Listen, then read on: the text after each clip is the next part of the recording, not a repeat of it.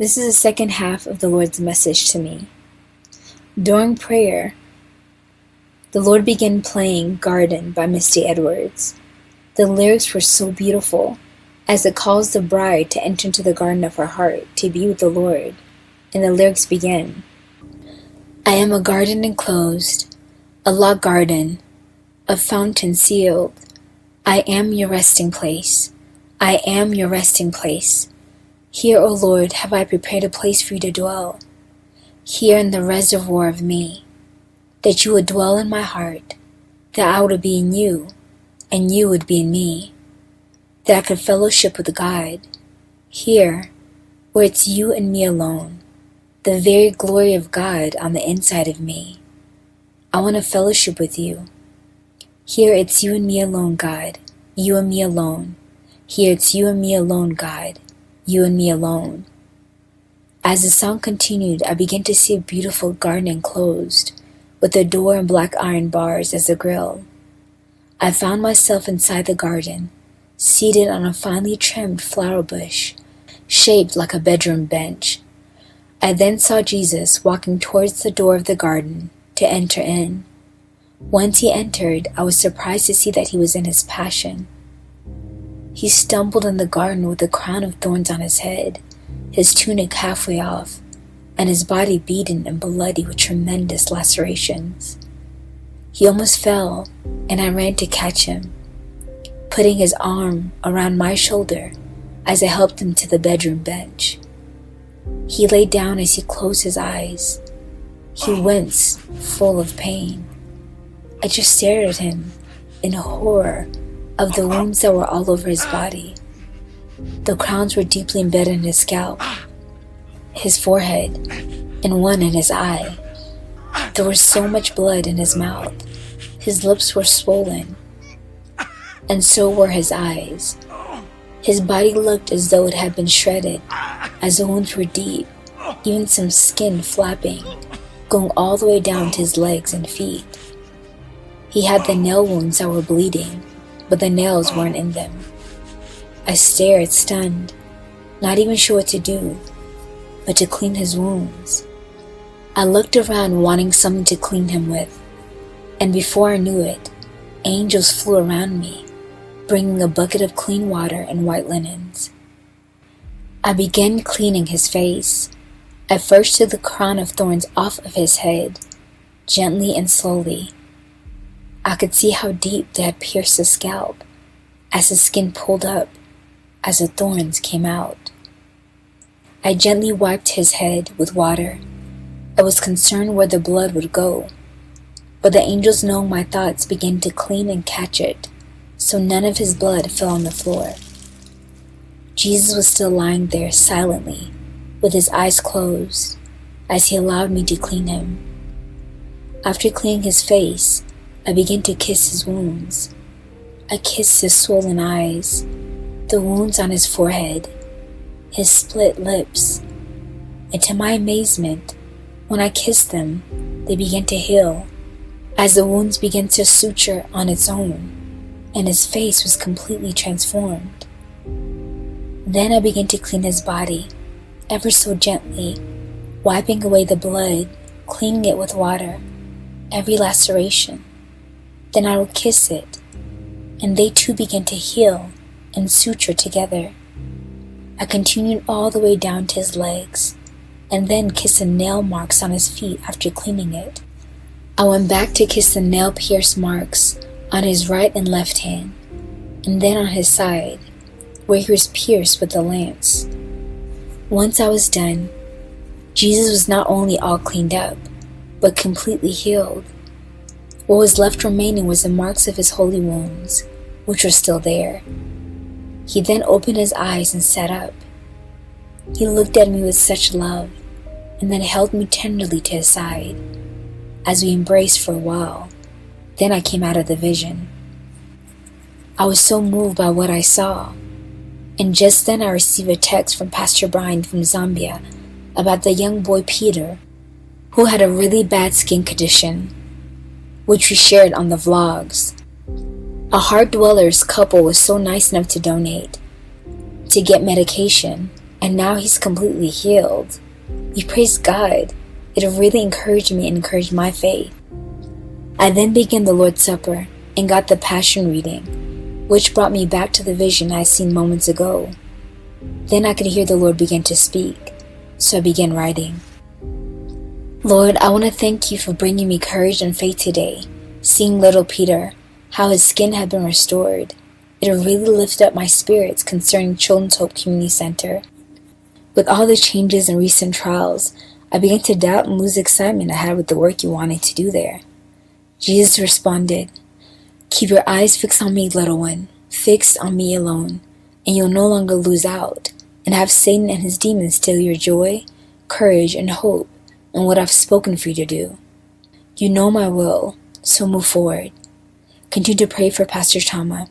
Don't worry, he's now in my will in this sabbatical and will return with a new heart and mindset to love me alone and seek my will alone. Brian and him are both beautiful souls whom will be tried and tested in various ways, but will overcome to build this work of mine. Share with your flock the needs of the people and the children. Many will come on board to help and support this work, so get busy, beloved." Yes, Lord. And as a side here, Pastor Cham has taken a sabbatical to take care of his family. Please keep him in your prayers. And the Lord is wanting me to share with you what this medication has done for so many children to rid them of the skin disease in Zambia. I'll be sharing the pictures and messages with you guys very soon. And what about you, Jesus? How are you feeling? What's on your heart? I saw you in the garden, our secret garden, and I realized I haven't been there for a while. And Lord, you came as a suffering Jesus to be clean, consoled, and comforted. Then I received the Passion reading during my Lord's Supper. Oh, Jesus, I know you're suffering terribly. I'm so sorry I haven't been here for you as I should. Jesus continued, "But you're here now, beloved. You allowed me in that secret place to be nursed, taken care of, and loved by you. There's no greater medication for my wounds, beloved, than when my brides comfort me with her kisses, with her meditation and devotion to my most holy wounds and sufferings. There's oh so much, beloved, oh so much." And I knew he was saying there's so much on his mind. I would rather have my brides fixated on me and not what is going on in the world, or you too would easily fall into despair. I would love for all my brides to enter into their garden this week. Please go. I will meet you there.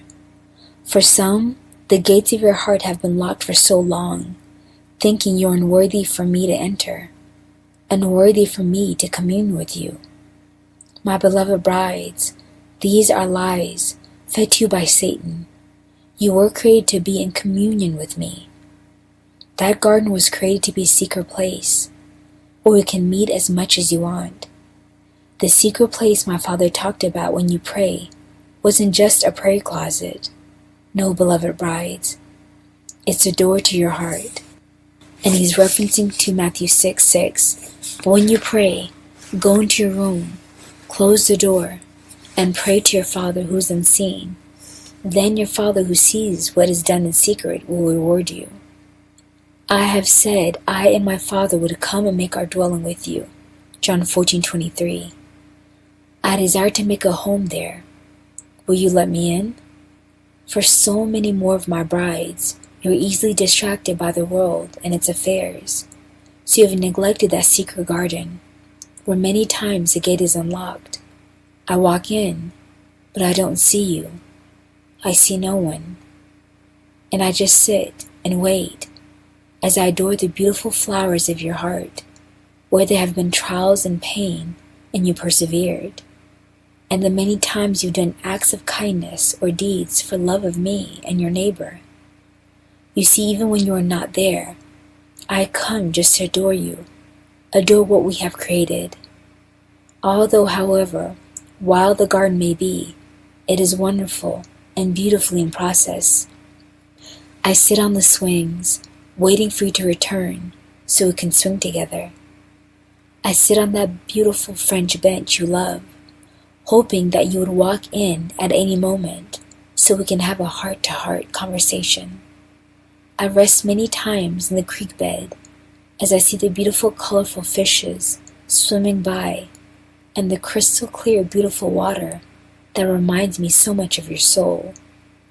As I dip my feet in, wishing you are by my side, that I may rest my weary head on your chest or be held by you. I skip rocks as I marvel at each ripple, reminding me of each act of grace you make, surrendering to my will, which affects all those around you, causing a ripple effect that will last for eternity. You, my bride, are so beautiful to behold, inside and out. But I no longer want to be in the garden of your heart alone. I prefer to be with you, to be in your presence, to be held and loved by you in this place. I need it now more than ever, my beloved brides. Will you be that repose? Can your heart be a place where I can find rest and find you amidst the sufferings of this life? Will you come when I call? Meditate on my passion. Meditate on the wounds that I incurred for love of you and to redeem you to myself. Meet me in the garden of your heart and let me be nursed and held by your love and attention. There I'll wait for you to meditate on my passion and on my wounds, which means to meditate on my love, my beloved brides. Love always leaves a scar, and sometimes those scars still bleed. My love is being poured out for you and the whole world. Come and adore my most holy wounds. Kiss them with great devotion to bring healing to my aching heart, and to souls who are still trapped in the very sins my wounds represent. The wound in my right hand is for the sins of disobedience and self-will. The wounds in my left hand are sins of selfishness, from directing all things to oneself and grasping attention of others by seeking to take to oneself what your right hand has given me. The wound in my right foot is for sins of inconsistency, when souls waver in the resolution to love me above all things, to place me first in their affections and their desires. My wound of my left foot is against the sins of sloth and spiritual lethargy, when souls give up on me and give into despair and discouragement.